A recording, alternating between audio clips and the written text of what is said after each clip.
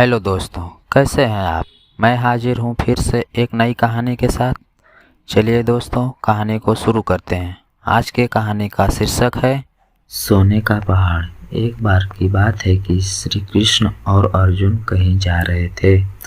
रास्ते में अर्जुन ने श्री कृष्ण से पूछा कि प्रभु, एक जिज्ञासा है मेरे मन में, अगर आज्ञा हो तो पूछूं। श्री कृष्ण ने कहा, अर्जुन, तुम मुझसे बिना किसी हिचक के कुछ भी पूछ सकते हो।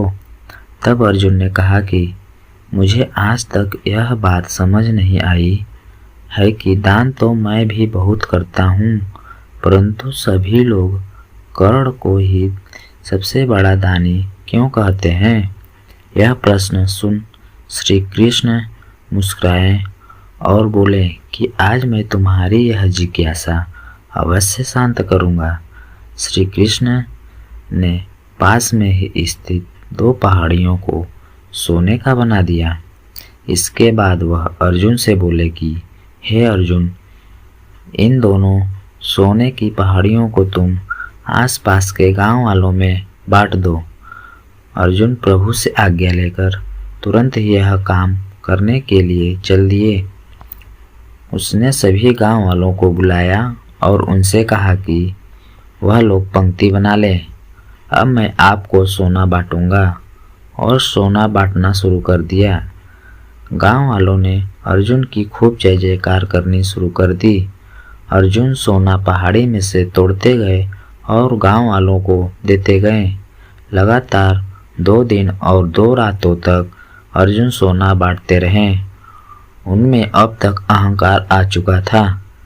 गांव के लोग वापस आकर दोबारा से लाइन में लगने लगे थे। इतने समय पश्चात अर्जुन काफी थक चुके थे।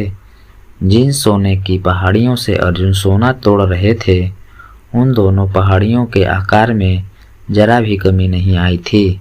उन्होंने श्री कृष्ण से कहा कि अब मुझसे यह काम और न हो सकेगा, मुझे थोड़ा विश्राम चाहिए। प्रभु ने कहा कि ठीक है, तुम अब विश्राम करो। और उन्होंने कर्ण को बुला लिया। उन्होंने कर्ण से कहा कि इन दोनों पहाड़ियों का सोना इन गांव वालों में बांट दो। कर्ण तुरंत सोना बांटने चल दिए। उन्होंने गांव वालों को बुलाया और उनसे कहा, यह सोना आप लोगों का है। जिसको जितना सोना चाहिए वह यहाँ से ले जाए। ऐसा कहकर कर्ण वहां से चले गए। यह देखकर अर्जुन ने कहा कि ऐसा करने का विचार मेरे मन में क्यों नहीं आया। श्री कृष्ण द्वारा अर्जुन को शिक्षा।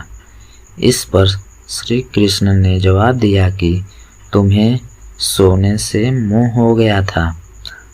तुम खुद यह निर्णय कर रहे थे कि किस गांव वाले की कितनी ज़रूरत है, उतना ही सोना तुम पहाड़ी में से खोदकर उन्हें दे रहे थे। तुम में दाता होने का भाव आ गया था। दूसरी तरफ कर्ण ने ऐसा नहीं किया। वह सारा सोना गांव वालों को देकर वहां से चले गए। वह नहीं चाहते थे कि उनके सामने कोई उनकी जय जयकार करे या प्रशंसा करे। उनके पीठ पीछे भी लोग क्या कहते हैं, उससे उनको कोई फर्क नहीं पड़ता। यह उस आदमी की निशानी है जिसे आत्मज्ञान हासिल हो चुका है। इस तरह श्री कृष्ण ने खूबसूरत तरीके से अर्जुन के प्रश्न का उत्तर दिया। अर्जुन को भी अब अपने प्रश्न का उत्तर मिल चुका था।